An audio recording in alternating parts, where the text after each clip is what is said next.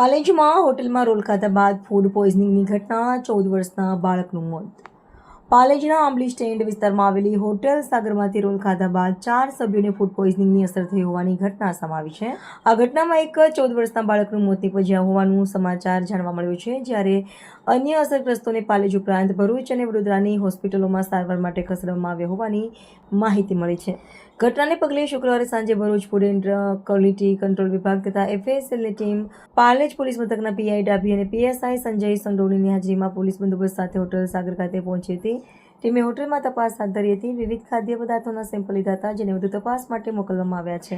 પ્રાથમિક તપાસ દરમિયાન હોટેલનો માલિક ફરાર થઈ ગયો હોવાનું પણ સામે આવ્યું હોવાનું જાણવા મળ્યું છે. સમગ્ર ઘટનાની તપાસ પોલીસ તથા સંબંધિત વિભાગો દ્વારા હાથ ધરવામાં આવી રહી છે.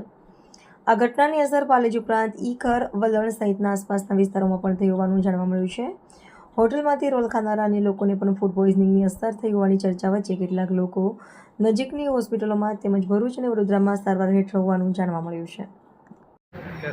ગઈકાલના રોજ અમને 13 તારીખે પોલીસ સ્ટેશનમાંથી વડલી મળતા કે પાલેજમાં એક ફેમિલીને સાગર ફ્રાય એનર્જી સેન્ટરમાંથી ખાવાથી ઝાડા ઉલટીનો બનાવ બન્યો છે.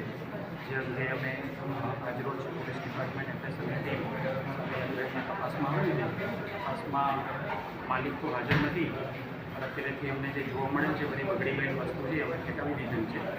જ્યાં જનતાના હિતમાં અને એમની પાસે કંઈ સૂચના હોય એ આગળની કાયદેસરની કાર્યવાહી હાથ ધરવામાં આવશે. અત્યારે પ્રાથમિક તપાસ ચાલુ છે.